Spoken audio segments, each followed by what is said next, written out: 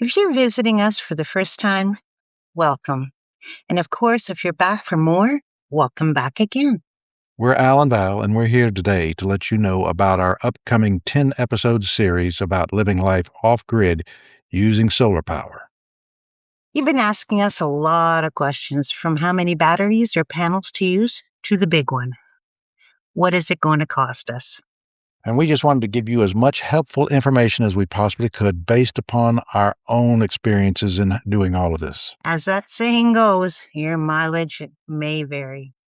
We'll give you some insights into what we've encountered, including the biggest hidden factor staring us in plain sight that we completely missed that almost took us offline going into the first year off-grid.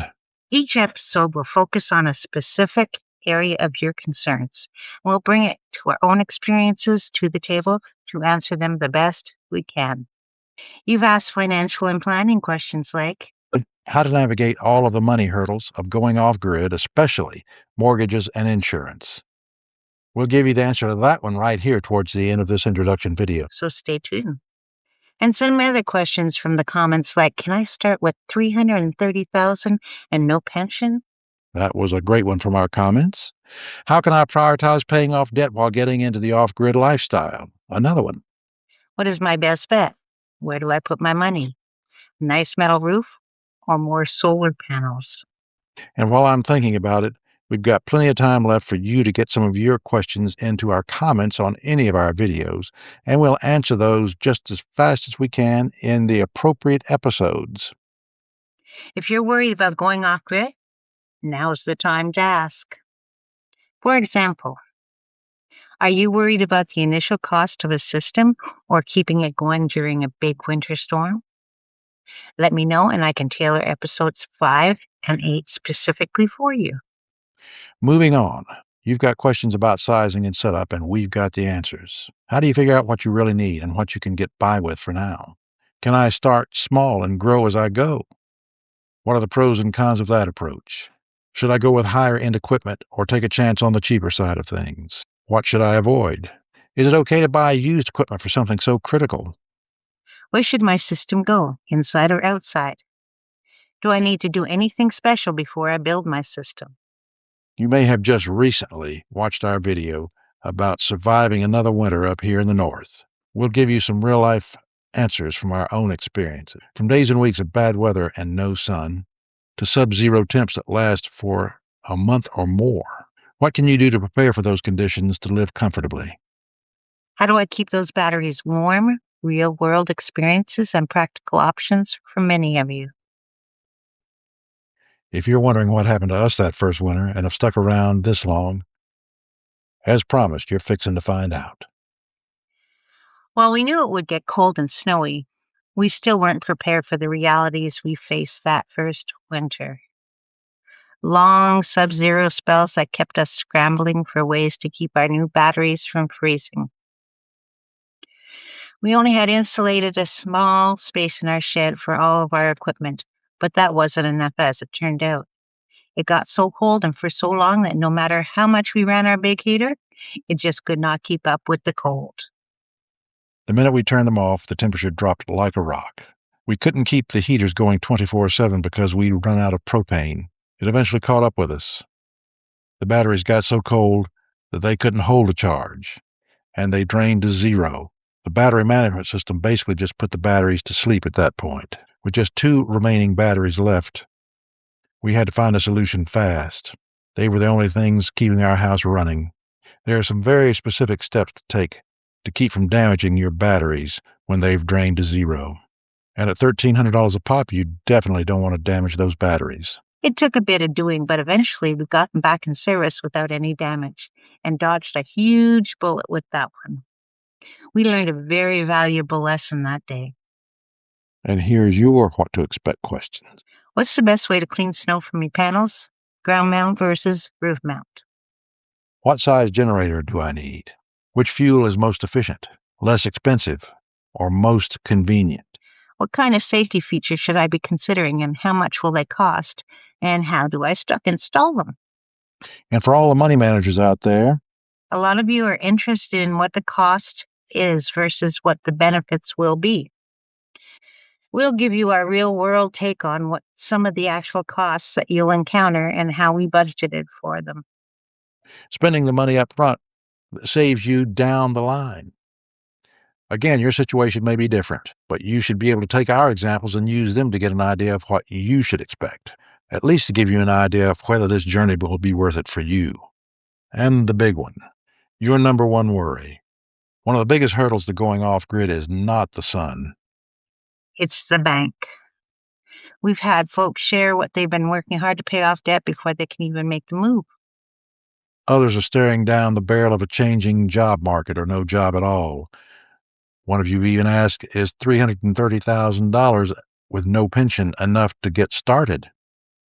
Let's talk straight about mortgages and insurance. When you go off grid, traditional financing can be tough. Most banks want to see a grid connection before they'll hand over a mortgage and insurance.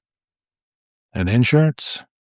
Many companies see off grid as risk. We had to navigate all of those hurdles ourselves. We found that being your own bank yourself where possible, starting with what you can afford and then prioritizing all your large purchases first, you'll want to build as money allows and get the larger things done first so that you can hopefully be dried in before you've got winter staring you in the face. And that was our real off grid secret. We took the equity we had from the sale of our previous home, purchased our property, which gives you an instant equity stake, and made the big purchases that would get us dried in quickly first. All the lumber we needed, the sheathing, the insulation. We used the systems that were already in place at the major big box stores to get contractor discounts, to get free shipping, cash back incentives, bidding. We took the money that we did have and leveraged it for better deals, zero interest plans, and as many other incentives as we could get. Once we got close to the end of our cash in the bank, we kept enough to live on as we built. In the end, we took out a small mortgage to pay off those credit cards at a lower interest rate.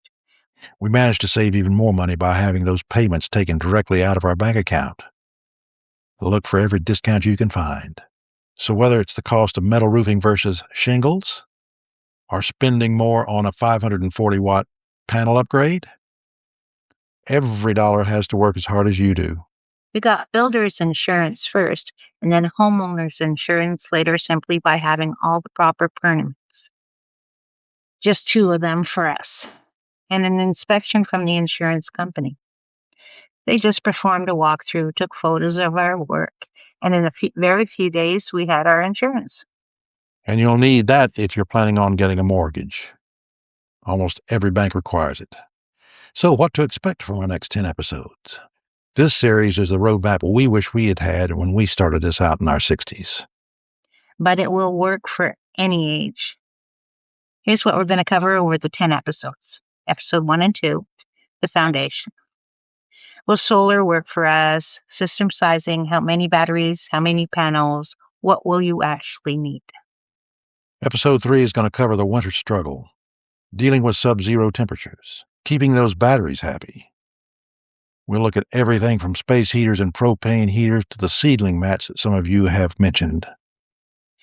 Episode 4, generators and backup, emergency power, and more. Episode 5 is going to deal with the hidden costs of off-grid living, things you might not have thought about or expected to pop up. Episode 6, inverters, chargers, and system complexity. Episode 7, can you really run an air conditioner? Can you really run those power tools? Can you run a deep well pump? We're going to show you the appliance that almost broke our system. Episode 8, panels, placement, roof versus ground mounting, and more. Episode 9, knowing what we know now, would we have done anything differently? Episode 10, is it worth it?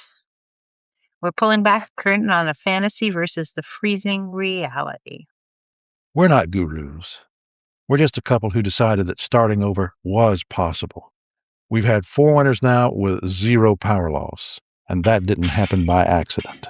It happened by asking these same questions and learning from others who've been out here for, let's say, 8, 10, or even 40 years. Some of you. So if you're ready to see how we built a total system that gives us peace of mind in a deep freeze, let's get started. Episode 1 is next.